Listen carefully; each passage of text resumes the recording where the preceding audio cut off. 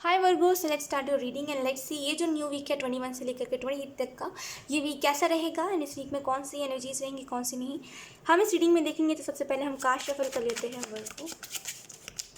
पुरानी बातें जैसे आपको याद आ सकती है, मुझे इसकी बहुत स्ट्रॉन्ग एनर्जी लग रही है। खास करके जो आपकी लाइफ में अच्छा हो चुका है वो चीज़ें आपको याद आएंगी कि अरे मेरे लाइफ में ये अच्छा हुआ था, है ना, वो अच्छा हुआ था। जैसे अच्छी मेमोरीज़ को आप याद करोगे इस वीक में बहुत ज़्यादा। Let's C.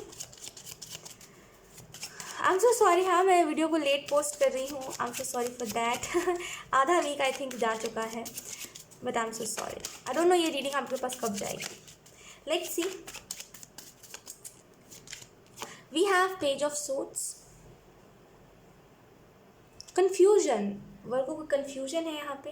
एंड जैसे ना कोई फैसले पे नहीं आ पा रहा है, जैसे ना किसी को कोई डिसीजन लेना, लेकिन उसको ये समझ नहीं, क्योंकि वो क्लेरिफाई नहीं है कि एक्चुअल में सिचुएशन है क्या, इस वजह से वो डिसीजन भी नहीं ले पा रहा है। तो अगर ऐसा कुछ सिचुएशन है तो यहाँ पे ऐसे कॉमन सेंस का इस्तेमाल करिए, जो भी कॉमन सेंस का इस्तेमाल करिए, मैं ये कहूँगी। और कुछ लोगों के लिए पेज ऑफ सोर्ड्स ऐसी एनर्जी है कि आप करियर में इसे ट्राई कर रहे हो कि मैं कुछ करूं या फिर मैं अच्छा कोई रिजल्ट लेके आऊं, तो यहाँ पे उसमें भी आपको कोई ना कोई अच्छा रिजल्ट मिलेगा, अच्छी अपॉर्चुनिटी मिल सकती है। कुछ लोगों को इस वीक में कोई ऑफर आ सकता है, जैसे सडन किसी का कॉल आया, ऑफर कोई आपको आ सकता है। तो उसको भी थोड़ा सा तवज्जो देके चलिएगा। और पेज ऑफ सोर्ड्स से ऐसा भी मुझे लग रहा है कुछ लोगों के लिए इमोशनली स्टेबिलिटी है। अगर आप बहुत दिनों से इमोशनली जगल कर रहे हो, बहुत टाइम से ऐसा हो रहा है कि अच्छा हो के भी नहीं हो पा रहा है, मतलब अच्छा बताया जा रहा है लेकिन अच्छा कुछ हो नहीं रहा है, तो वक्त दिया करिए। अगर आप टैरो रीडिंग में भी देखते हो ना, तो मैं आपको यही बोलूँगी वर्गो कि वक्त दिया करिए। अगर टैरो रीडिंग में बताया जा रहा है कि अच्छा होगा तो उसको वक्त दीजिए, थोड़ा वक्त लगेगा। जैसे कभी कभी होता है, बोलते हैं लोग कि 2 महीने में चीज़ें ठीक हो जाएंगी आपकी। अगर 2 महीने में नहीं हुआ तो समझ लीजिए वो 2 महीने मैनिफेस्ट हो रही थी वो चीज़ें, फिर वो होनी है। मतलब अगर आपसे रीडिंग रेजोनेट कर रही है तो वो चीज़ होनी है। यकीन करिए, अगर प्रेजेंट की एनर्जी रेजोनेट करते तो फ्यूचर की भी होगी। थोड़ा सा वक्त नहीं देते, लोगों को होता है तुरंत तुरंत तुरंत लेकिन थोड़ा सा वक्त दोगे ना चीज़ों को तो होगी चीज़ें, ठीक है। पेज ऑफ सोर्ड्स से मुझे ऐसा भी लग रहा है वर्गो कि यहाँ पे थोड़ा सा टाइम को मैनेज करके चलिए। कुछ चीज़ों में आपका टाइम वेस्ट बहुत हो रहा है, छोटी छोटी चीज़ों को मैनेज करके चलिए। बहुत ज़्यादा कोई चीज़ में एफर्ट नहीं डालना है, बहुत ज़्यादा कोई चीज़ में हाथ नहीं छुड़वाना और रिस्पॉन्सिबिलिटी से भागना नहीं है। चीज़ों को मैनेज करना सीखिए। कुछ चीज़ों में मतलब कुछ ऐसे रिस्पॉन्सिबिलिटीज़ होते हैं जिसको आप एकदम राज़ी हो जाते हो कि अरे इस रिस्पॉन्सिबिलिटी को तो मैं ही लूँगा, और एक्चुअल में कुछ रिस्पॉन्सिबिलिटीज़ को आप निभा नहीं पाते। रिस्पॉन्सिबिलिटी ले तो लेते हो लेकिन आपसे फिर वो हैंडल नहीं होती है। मैनेज करके चलोगे ना तो चीज़ें हैंडल होंगी आपसे। एक जो सक्सेसफुल इंसान होता है वो क्या बोलता है आपको, टाइम को मैनेज करना सीखिए। क्योंकि जो सक्सेसफुल होता है उसको पता होता है ये चीज़ कि टाइम उसके लिए, समय जो है उसके लिए बहुत बड़ी चीज़ होती है। और समय क्यों बड़ी चीज़ होती है? बिकॉज समय, अगर आप समय पे हर एक चीज़ को करोगे, टाइम पे काम को करोगे, टाइम पे उठोगे, टाइम को टाइम को मैनेज करोगे, टाइम पे उठोगे, टाइम पे काम करोगे अपना, टाइम पे सोओगे, जब ऐसा नहीं हो रहा है अगर काम करते गए तो 2-3 बज जा रहे हैं, ऐसा अगर हो रहा है तो इसको बदलो। कोशिश करो ज़्यादा से ज़्यादा कि ये चीज़ ना हो, वरना फिर ये स्ट्रेस वाला जो सक्सेसफुलनेस होगा ना वो अच्छा नहीं होगा। वो फिर आपको डिप्रेशन में डालेगा। आपको ऐसा लगेगा मेरे पास सब कुछ तो है लेकिन अब वो खुशी नहीं है मेरे अंदर, क्योंकि आप टायर्ड हो गए होगे। समय को मैनेज करके चलोगे ना, कभी भी बोर नहीं होगे कोई काम से। उल्टा हमेशा आपका दिमाग कहेगा, हमेशा आपको अंदर से आवाज़ आएगी कि अभी करना है, अरे अभी तो टाइम नहीं हुआ, जल्दी टाइम हो मैं उस काम को करने जाऊँ। अभी आपको काम इतना भारी लग रहा है बिकॉज आप टाइम को मैनेज करना नहीं जानते। जब टाइम को मैनेज करना जान जाओगे, जब हर एक समय पर अपना काम करोगे, समय बांध लो कि इतने से इतने बजे तक ये करना है, इतने से इतने बजे तक ये करना है मेरे को, तो जो काम आपको बहुत भारी लग रहा है ना, एक टाइम बाद आपको वही काम मज़ा आएगा करने में। तो टाइम को मैनेज करके चलिए। कोई भी चीज़ अगर आपको बहुत हार्ड लग रही है तो मैनेज करना आप नहीं जानते, दैट्स वाई, तो मैनेज करिए। We have knight of coins, knight of pentacle. मुझे ऐसा लग रहा है एक्चुअल में कुछ लोगों को वर्गो यहाँ पे पैसों की दिक्कत है। जैसे या तो फिर पैसे आपके हाथ में बचते नहीं है, या तो फिर सही के पैसे नहीं आते, मतलब जितना में आपका खर्चा चल जाए उतना आपको पैसा नहीं मिलता। एंड यहाँ पे उस लिहाजे से मैं आपको यही कहूँगी कि मैनिफेस्ट करिए, अबंडेंस मैनिफेस्ट करिए, मनी मैनिफेस्ट करिए, तभी आपके पास आएगी। जितना सामने वाले व्यक्ति का एफर्ट लगेगा ना वर्गो, उतना ज़्यादा बदलाव आएगा, ठीक है। जितना आप एफर्ट लगाओगे उतना बदलेगी चीज़ें। नाइट ऑफ पेंटिकल से मुझे ऐसा भी लग रहा है वर्गो, एक्चुअल में कुछ लोग ना जैसे आपकी साइड ले सकते हैं। होता है ना कभी कभी घर में हमारी किसी से लड़ाई हो जाती है तो हम अकेले हो जाते हैं कभी कभार कि हमारी कोई साइड नहीं रहता, सब एक ग्रुप में मिलके हमें टारगेट कर रहे होते हैं, हमने ये करा, हमने वो करा, हम घर का काम नहीं करते करके। फिर एक टाइम ऐसा भी आता है जहाँ पे कोई हमारी साइड ले रहा होता है कि अरे इसने ये करा तो था, बेफिजूल में इसको इतना मत डांटो। तो एक्चुअल में कोई इस वीक में आपकी साइड ले सकता है और आपका हार्ट जैसे मेल्ट हो जाएगा, ये कह कि अरे कोई मेरा साइड ले रहा है बहुत टाइम बाद। जस्ट एक रैंडम मैसेज था। नाइट ऑफ पेंटिकल से मुझे ऐसा भी लग रहा है लाइफ में छोटी छोटी चीज़ों को तवज्जो देना सीखिए, छोटी छोटी डिटेल्स में जाइए, छोटी छोटी चीज़ों को ध्यान दीजिए कि आपके लाइफ में कब क्या बुरा हो रहा है, कब क्या अच्छा हो रहा है। जैसे ना आप बुरी चीज़ों को ज़्यादा वो देते हो कि अरे मेरे लाइफ में ये बुरा हो गया, ज़्यादा फोकस आपका नेगेटिव चीज़ों पर होता है। जो अच्छा होता है ना उसको आप कह के मेरी किस्मत है टाल देते हो। समझो मेरी बात को। आप क्या करते हो जब आपकी लाइफ में कोई दुख का पहाड़ टूट जाता है तो आप कहते हो भगवान मेरे साथ क्यों हुआ ऐसा, मेरी किस्मत खराब है, मेरे पास कुछ अच्छा नहीं होता, शायद ईश्वर है ही नहीं तभी तो मेरे साथ कुछ अच्छा नहीं होता, या फिर अच्छे लोग ही बेवकूफ़ है तभी तो उनके साथ बुरा होता, मैं भी बुरा बनूंगा या फिर मैं भी बुरी बनूंगी। फिर जब आपके साथ कुछ अच्छा हो जाता है ईश्वर देखता है कि अरे शायद ज़्यादा दुख हो गया है, तो जब ईश्वर आपकी लाइफ में कुछ ज़्यादा बहुत अच्छा कर देता है, थैंकफुल तो आप होते हो लेकिन कहते हो ये भी चीज़ एक दिन होनी थी, मुझे तो पता था मेरी लाइफ में सब कुछ अच्छा होगा। उसको किस्मत का नाम दे देते हो, उसको भी ईश्वर पर ठहराया करो ना कि ईश्वर की वजह से हुआ है जो हुआ है। ये कौन सी बात हुई कि दुख को कहते हो कि दुख क्या कहते हो उसको, दुख को कहते हो ईश्वर की वजह से हुआ, सुख को कहते हो आपकी मेरी किस्मत है। इक्वली दोनों को ट्रीट करो। ऐसा मत करा करो, गंदी बात। ईश्वर अच्छा करते हैं कुछ अगर आपके लाइफ में तो उसको ईश्वर को ही क्रेडिट दिया करिए। लाइफ में जो भी हो रहा है सब ये ईश्वर की ही देन है। दुख भी है तो दुख भी मुझे ईश्वर ही दिखा रहा है ताकि मैं उससे कुछ सीखूं, सुख भी है तो सुख भी मुझे ईश्वर ही दे रहा है। जब छोटी छोटी चीज़ों को लेकर के ईश्वर को धन्यवाद करोगे ना तो ईश्वर आपके लाइफ में बहुत अच्छा लेकर के आएगा वक्त, बिकॉज आप सारी चीज़ों को सरेंडर करके चल रहे हो। देखा ना जब किसी के ऊपर हम समर्पित हो जाते हैं, कोई अच्छे इंसान के ऊपर, कोई बहुत ही अच्छा व्यक्ति है, दिल का बहुत साफ है, अगर हम उसके ऊपर समर्पित हो जाते हैं, मेरा दिन तुमसे मेरी रात तुमसे, तो वो हमें बहुत अच्छा दिन दिखाता है, हमें बहुत स्पेशल फील करवाता है ना। तो वैसे ही ईश्वर भी, अगर आप उसको तवज्जो दोगे, अगर आप ईश्वर को हर एक चीज़ में लेके आओगे कि ईश्वर की वजह से आज मैं इस भोजन को ग्रहण कर रहा हूँ, ईश्वर की वजह से आज मैं पानी पी पा रहा हूँ, ईश्वर ही सब कुछ है, ईश्वर है हर चीज़ में, तो ईश्वर एक्चुअल में आपको हर चीज़ में दिखेंगे और ईश्वर ही हर चीज़ में बदलाव लेके आएंगे। ठीक है, तो यहाँ पे जैसे ये बुरी आदत है, ठीक है, अगर आप बुरे टाइम में कह रहे हो ईश्वर की वजह से हुआ तो सही टाइम में भी कहो ईश्वर की वजह से हुआ, ये अच्छी आदत नहीं है। ठीक है कि आप ऐसा करते हो, बुरा टाइम ईश्वर की वजह से अच्छा टाइम मेरी किस्मत है, ये अच्छी बात नहीं है। टेन ऑफ वॉन्ड्स का कार्ड है, मुझे ऐसा लग रहा है इस वीक में कुछ चीज़ें एंड हो रही है, कुछ ऐसी चीज़ें जो आपको बहुत टाइम से आप टॉलरेट कर रहे थे, कुछ ऐसी चीज़ जो बहुत टाइम से आपको परेशान करी थी। कुछ लोगों के लिए ना ये वीक एक वैसा वीक है जहाँ पे एकदम सडन ना आपको एकदम अच्छा फील होगा, जैसे एक बहुत ही जैसे बोरिंग एनर्जी अगर चल रही थी या फिर बहुत दुख चल रहा था, फाइनेंशियली इश्यूज चल रहे थे, तो एकदम कोई ना बहुत हैप्पी फील कर रहा है। ये ना अलग लेवल की खुशी है। जब हम अंदर से खुश होते हैं ना तब ये फीलिंग आती है। तो जैसे ना कोई अंदर से खुश हो रहा है इस वीक में, जिसकी जिसकी एक्चुअल में सोल हैप्पी हो रही है। इर्द गिर्द जब हम बदलाव देखते हैं ना, कभी कभी क्या होता है ना, कुछ लोग बदलाव में नहीं ढलते और कुछ लोगों को बदलाव इतना पसंद होता है कि उनको बदलाव ही खुश करता है। तो आप दोनों में से जो भी व्यक्ति हो, एक्चुअल में आपके लाइफ में ना वही चीज़ें होंगी जिस चीज़ को आप देखना चाहते हो या फिर जो चीज़ आपको पसंद है। जैसे, और मैं कहूँगी इस टाइम ना ईश्वर को कहना कि ईश्वर आपकी वजह से हुआ है, बार बार कहना, बार बार, एक होता है ना एक बार कहना, बार बार कहना ईश्वर को, बार बार ये चीज़ कहना कि आपकी वजह से हुआ है, तो मेरी लाइफ में ये सुख आया आपकी वजह से आया है, आज मेरे को इतना अच्छा दिन दिखा रहे हैं भगवान, आप ही दिखा रहे हो, मेरी किस्मत कुछ नहीं है, आप हो, सब हो जो हो। ऐसे करके चलो, जैसे दुख में करते हो ना सेम ऐसे ही सुख में भी करना है। ठीक है।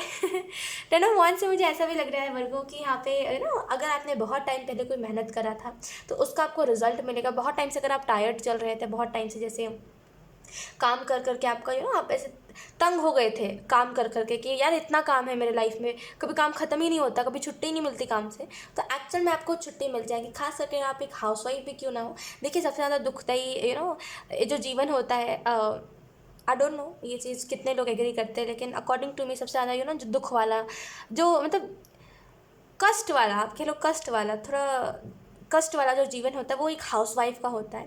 क्योंकि वो जो गृहिणी होती है वो काम करती है, काम करते मतलब उसको कभी छुट्टी नहीं मिलती। संडे को ऑफिस वालों को छुट्टी मिल जाती है, स्कूल वालों को छुट्टी मिल जाती है, कॉलेज वालों को छुट्टी मिल जाती है, बिजनेस वालों को तक को छुट्टी मिल जाती है, लेकिन हाउसवाइफ को कभी नहीं मिलती। उसको हमेशा सबके लिए खाना बनाना है, उसको डेली अपना घर साफ रखना है, उसको हमेशा कुछ ना कुछ करते रहना है।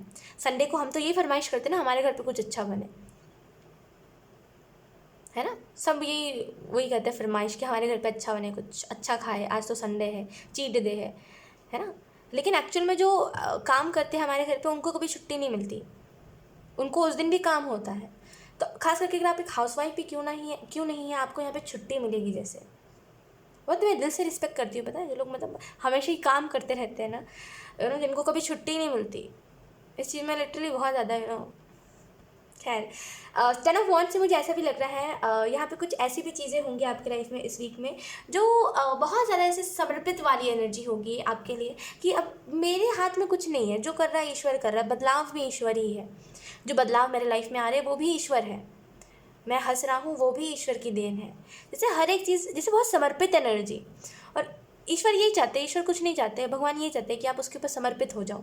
फिर देखो वो आपकी लाइफ में क्या कुछ अच्छा नहीं करते हैं, जो एक्सपेक्ट नहीं भी करते हो ना वो भी करेंगे। लोगों की दिक्कत ये है ना कि लोग ये कहते हैं कि ईश्वर नहीं होते, ईश्वर नहीं होते, ईश्वर नहीं। एक बार ट्रस्ट करके देखो, वो सब बदलेगा, सब बदल देगा। जिस चीज़ से परेशान हो से लेकर के जो इंसान आपको परेशान कर रहा है वो भी बदल जाएगा। होता है ना हमारे साथ कि हमारे कुछ एनिमीज़ होते हैं, हम बहुत परेशान हो जाते हैं उससे, फिर हमें ईश्वर का रास्ता मिलता है, हम ईश्वर को देखते हैं बस कि ईश्वर ये क्यों हमारे लोग पीछे पड़े, ये एनिमीज़ हमें क्यों परेशान कर रहे हैं। फिर अगले दिन हम देखते हैं उनको कोई हमसे फ़र्क नहीं पड़ रहा, हमारे जो दुश्मन है वो अभी हमें हार्म नहीं कर रहे, उल्टा वो हमसे प्यार से व्यवहार करे, वो भी ईश्वर है। वो तो नहीं है ईश्वर, लेकिन वो बदलाव जो है वो ईश्वर ही लेके आए हैं।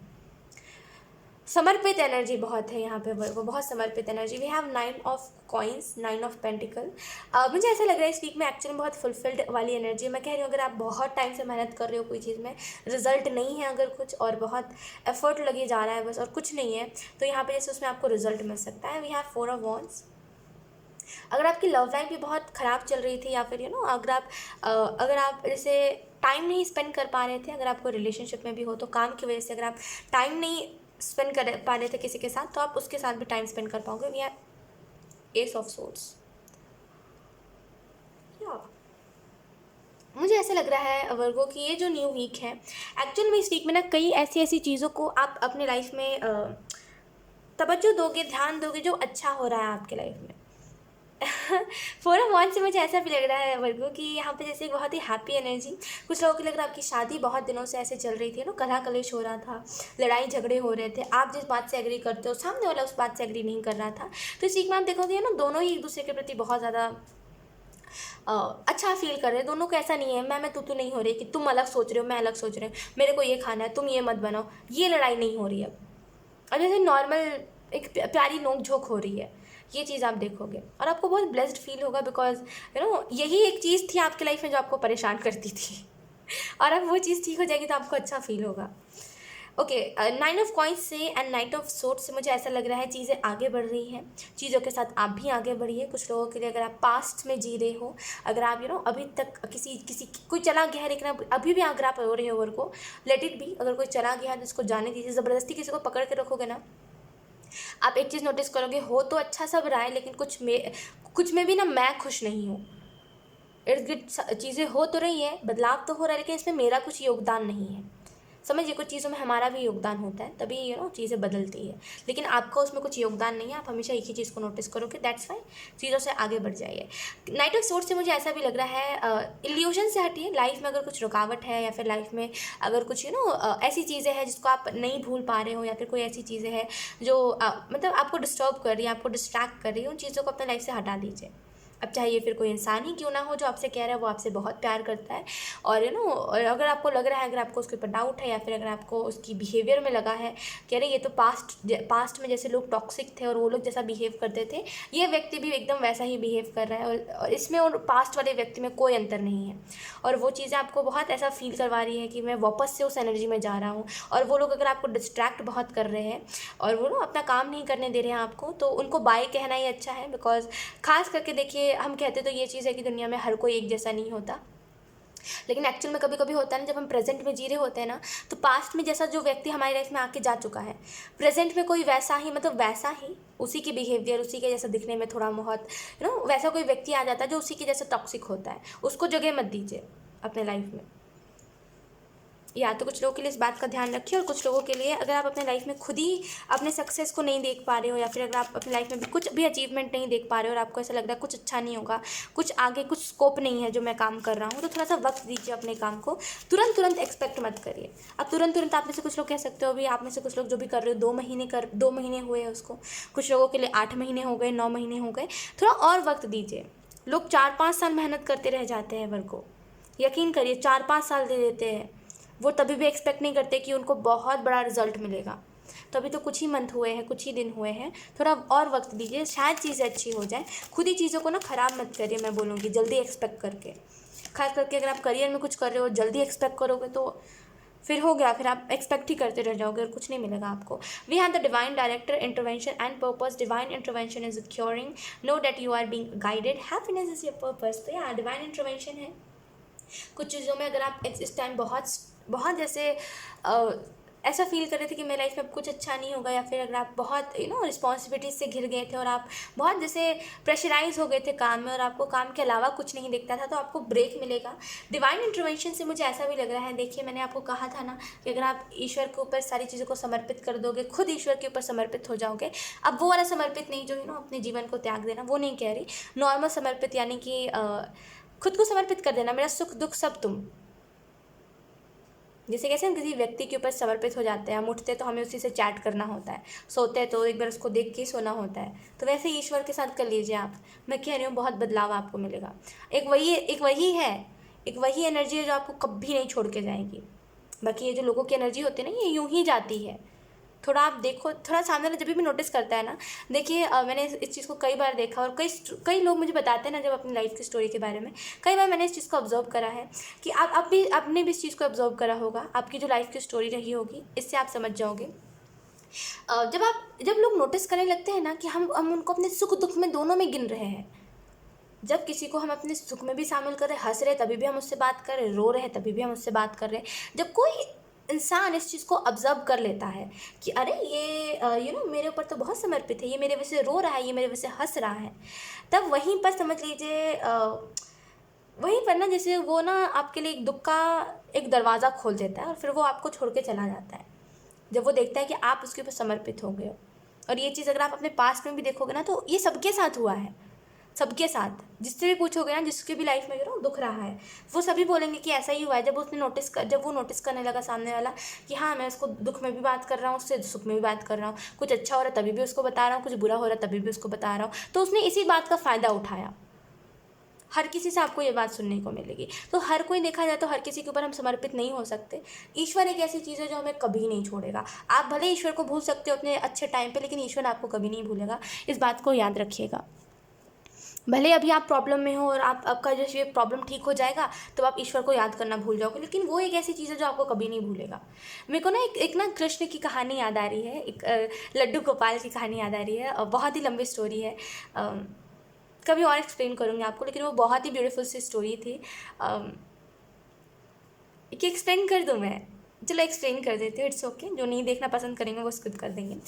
एक बार क्या हुआ, मतलब एक आपने ये आई डोंट नो आप लोगों ने ये स्टोरी सुनी है कि नहीं सुनी है। ये एक्चुअल में एक रियल स्टोरी है। आप लोग सुनोगे ना, आपको बहुत ऐसे गूज़बम्स आएंगे, आपको बहुत अच्छा फील होगा, और आपको लगेगा हाँ ये चीज़ ना जैसे वो आपको सुनने के बाद ही एहसास होगा। क्या हुआ था, एक इंसान था जो ना लड्डू गोपाल को बहुत मानता था। उनके पास ना एक मूर्ति थी लड्डू गोपाल की, वो उनको बहुत ही अच्छे से रखता था। वो नहीं करता था पूजा खुद, मतलब उसके घर पे कुछ लोग करते थे। तो ना वो जब भी मतलब वो ना शाम को हमेशा घूमने जाया करता था अपने कार से, तो वो सोचता था मतलब हमेशा वो अकेला जाता था, तो उसको ना कभी कभी ऐसा लगता था कि यार कोई होना चाहिए। तो उसके घर में जो पूजा करते थे, जो लड्डू गोपाल को बहुत मानते थे, मतलब वो उसको फोर्स करने लगे थे उस इंसान को कि तुम ना इनको कार में घुमाया करो, तुमको अगर अकेला महसूस होता है तो उस व्यक्ति ने भी सोचा कि हाँ यार कोई बुरा आइडिया तो नहीं है, चलो एक बार घुमा के देखते। उसका बिल्कुल वो नहीं था, एकदम विश्वास नहीं था भगवान के ऊपर, ज़ीरो नहीं, एकदम नास्तिक इंसान, कोई विश्वास नहीं था उसका भगवान के ऊपर, ठीक है। तो क्या हुआ उसके बाद कि उसने उसने वही चीज़ डेली करने लगा, वो कि डेली शाम को जब भी वो जाता था तो वो ना लड्डू गोपाल को अपने बगल में बिठा लेता था, सीट बेल्ट लगा लेता था और घूमने निकल जाता था। डेली डेली डेली डेली करके लड्डू गोपाल भी बहुत खुश होते थे। और जो उनके घर में पूजा करता था उनकी, वो कहता था, जो भी उनकी केयर करता था वो कहता था कि वो बहुत खुश रहने लगे आजकल लड्डू गोपाल। वो उनकी श्रद्धा से ना उनको वो चीज़ें फील होती हैं। हम देखते हैं ना तो हमें ऐसा लगता है यार क्या दिखता होगा इनको, लेकिन जो सच में, यकीन करिए, जो लोग सच में बहुत मानते हैं लड्डू गोपाल को, जो भी रखते हैं लड्डू गोपाल को, उनको उनकी फीलिंग्स दिखती है। तो वो जो उनको बहुत केयर करते थे उनके घर पे, वो कहने लगे कि लड्डू गोपाल आजकल बहुत खुश रह रहे हैं, बहुत ही थक भी जा रहे हैं आने के बाद। तो वो उन चीज़ों को बताने लगे। और जो ये व्यक्ति था वो तो बस ऐसे ही लेके जा रहा था, तो उसको उतना कुछ नहीं था, लेकिन उसको भी बहुत अच्छा फील होने लगा था कुछ टाइम के बाद, क्योंकि वो डेली लेके जा रहा था। उसको भी लगने लगा था कि हाँ कोई तो है, कोई तो है, कोई तो है मेरे बगल में जो मेरे साथ है, कोई तो है मेरे बगल में जो हमेशा मेरे साथ है। और मेरे को अच्छा फील हो रहा, अकेला महसूस नहीं होता था उसको कभी भी। फिर एक दिन क्या हुआ, वो उसने सोचा कि यार चलते हैं। मतलब पहले दिन तो बहुत टाइम हो गया था, डेली डेली लड्डू गोपाल को लेके जा रहा था। फिर उसने सोचा यार कि आज नहीं लेके जाते, लेकिन फिर भी उसने सोचा चलो लेके चले ही जाते हैं। फिर अगले दिन वो भूल गया। उस दिन तो उसने सोचा कि नहीं लेके जाते, लेकिन वो फिर भी लेके गया। वो बस ऐसे ही परखना चाह रहा था कि क्या होता है, इस बार अकेला थोड़ी ना महसूस होगा। एक होता ना जो मानता नहीं वो थक जाता है इस चीज़ को करने से, है ना। अगर आपका भाव नहीं रहेगा ईश्वर के प्रति, तो पूजा पाठ भी करते करते आप एक टाइम बाद थक जाओगे जब आपको रिजल्ट नहीं मिलेगा। तो सेम उस व्यक्ति के साथ हुआ, वो थक गया एक टाइम के बाद डेली ले जाके। तो एक दिन तो उसने सोचा कि नहीं लेके जाते, फिर भी वो मन मार के लेके गया कि चलो कोई बात नहीं लेके चलते, जब इतना फोर्स कर रहे हैं मेरे घर वाले तो वो लेके गया। फिर अगले दिन वो भूल ही गया ले जाना, किसी ने उसको कुछ नहीं बोला, वो भूल गया ले जाना। फिर वो आगे अपने कार को लेके जा रहा था, और ये मेन चीज़ है, बहुत ही आप सुनो आपको समझ आएगा। वो अपने कार को आगे स्पीड में लेके जाने लगा। वो एकदम उसके दिमाग से निकल गया था कि लड्डू गोपाल को मैं लेके जाता हूँ तो मुझे डेली लेके जाना है, तो मैं आज भी उनको लेके जाता हूँ। उनको किसी घर वाले ने याद नहीं दिलाया, सब नॉर्मली था, कोई कुछ नहीं कह रहा था कि लेके जाओ लेके जाओ। वो जा रहा था, ठीक है, और उसकी कार स्पीड में थी। और जैसे ही उसने साइड वाले शीशे में देखा तो देखा ना उसने कि कोई बहुत ही, अब चलो कोई कैसे मैं आपको एक्सप्लेन करूँ, वो अलग, जैसे कुछ अलग और सबसे मेन चीज़ तो है कि ये है कि वो एक रियल स्टोरी है ये। सबसे मेन चीज़ तो ये है, उसने ये चीज़ देखी कार के दूसरे शीशे में, जहाँ से पीछे का दिखता है, पीछे से आपको समझ आ रहा होगा मैं क्या कह रही हूँ। तो उसने वो चीज़ देखी कि एक बहुत ही गोरा गोरा और बहुत ही केसरिया कलर, जैसे नहीं कहते, आई होप आप लोग समझ पा रहे हो यार, मुझे नहीं समझ आ रहा मैं कैसे एक्सप्लेन करूँ। लेकिन कोई जैसे भागता हुआ आ रहा है, शीशे में उनको दिखाई दिया पीछे से कोई भागता हुआ आ रहा है, और जो बहुत थक गया, उसके पैर वैर में चोट लग गई और वो भाग रहा है उनके पीछे। तो देखो आप, वो व्यक्ति तो भूल गया ईश्वर को ले जाना, लेकिन ईश्वर को याद था कि उनको उसके पास डेली जाना है, उसको ईश्वर को याद था कि वो उसके साथ डेली जाते हैं। तो वो उसके साथ आज भी जा रहे थे, भले वो बैठे नहीं थे उनके कार में, लेकिन वो थे, वो वैसे ही जा रहे थे और वो जा रहे थे। और मैंने जब इस स्टोरी को सुना था ना, आई वाज लाइक कि ओ माय गॉड, स्टोरी को सुन के गूज़बम्स आते हैं। आई नो मैंने इतने अच्छे से एक्सप्लेन नहीं करा जिस हिसाब से मुझे बताया गया था, लेकिन जैसे आप सुनोगे ना आपको एक्चुअल में लगेगा यार कि ये चीज़ बहुत जैसे एक अलग इमोशन है इस चीज़ के प्रति, है ना। वो व्यक्ति भूल गया ईश्वर को ले जाना, लेकिन ईश्वर को याद था कि इतने बजे ये जाता है तो इसके साथ जाना ही है। तो कोई बात नहीं, अगर उसने उस व्यक्ति ने अगर ईश्वर को कार में नहीं बिठाया था, उस लड्डू गोपाल को कार में नहीं बिठाया था, तो वो भागते भागते आ रहे थे, लेकिन आ ज़रूर रहे थे। तो यही एक बहुत ही प्यारी सी स्टोरी थी, और इसके पीछे का मोरल यही है, और इसके पीछे का जो बात आपको बताई जा रही है, जो मैं आपको बताने की कोशिश कर रही हूँ, वो यही है कि आप ईश्वर को भूल सकते हो, लेकिन ईश्वर आपको नहीं भूल सकता। मे बी आपको ऐसा लगे कि दुनिया में बहुत सारे लोग हैं, ईश्वर मेरे को ही क्यों ध्यान दे, मेरे ऊपर ही क्यों ध्यान दे, लेकिन आपको नहीं पता आप ईश्वर के लिए कितने खास हो। समझ रहे होगे आप मेरी बात को। और जिस तरीके से मैं सुन रही थी स्टोरी, और जिस तरीके से वो व्यक्ति लिटरली देख के, उसको, वो नास्तिक इंसान है, उसको कोई विश्वास नहीं है ईश्वर के ऊपर, लेकिन जैसे उसने कॉर्नर वाले शीशे में देखा कि पीछे से कोई भागता हुआ आ रहा है और वो बहुत चिल्ला रहा है, जैसे मुझे बिठा लो, मुझे बिठा लो, मुझे बिठा लो। वो रोने लगा था एक्चुअल में। ये इतनी प्यारी सी फीलिंग है ना।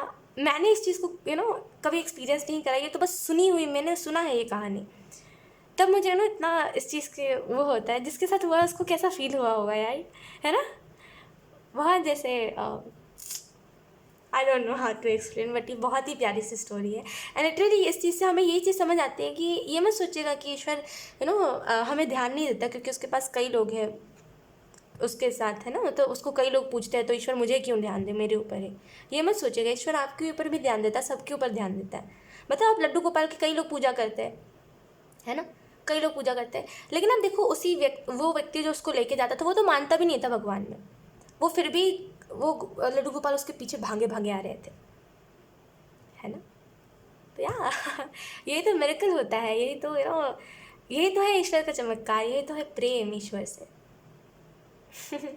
तो यहाँ पे वही चीज़ है, समर्पित ईश्वर पे करना है तो करिए, लोगों पे करोगे ना तो दुख ही दुख, और लोग छोड़ के चले जाएंगे, ईश्वर कभी आपको नहीं भूलेगा, इस चीज़ को याद रखिएगा।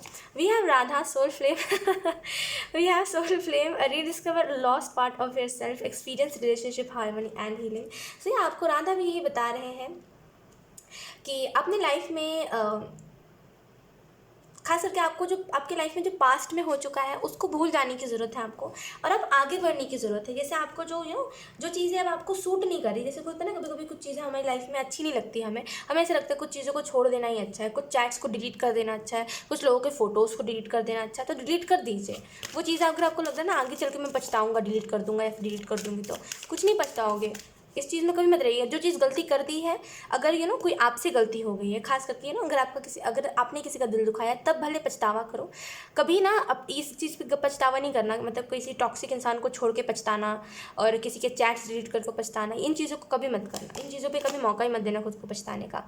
वी हैव सेंस जर्मिन karma releasing, move beyond drama, create your own path, make a room for good energy.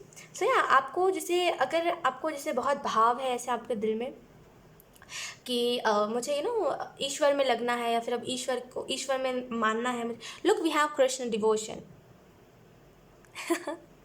एक ये एक ऐसी फीलिंग होती है ना, कृष्ण एक ऐसा भाव है,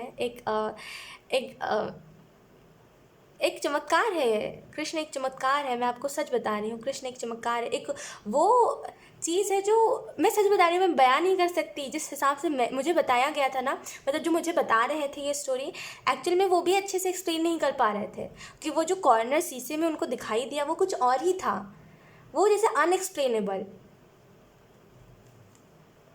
जिस हिसाब से वो कह रहे थे ना, मुझे पुकार रहा था, वो मेरे पीछे जो भागा आ रहा था वो मुझे पुकार रहा था, अरे मुझे तो बिठा लो, मुझे तुम भूल गए, मुझे तुम भूल गए, वो अलग लेवल का था। मुझे अभी भी गूज़बम्स आ रहे हैं, वो कुछ अलग ही था। ये एक भाव है, ये एक अलग चीज़ है, और ये जो महसूस करता है वो ही बस जान सकता है तो यहाँ पे कर्मा रीजन का मैसेज है।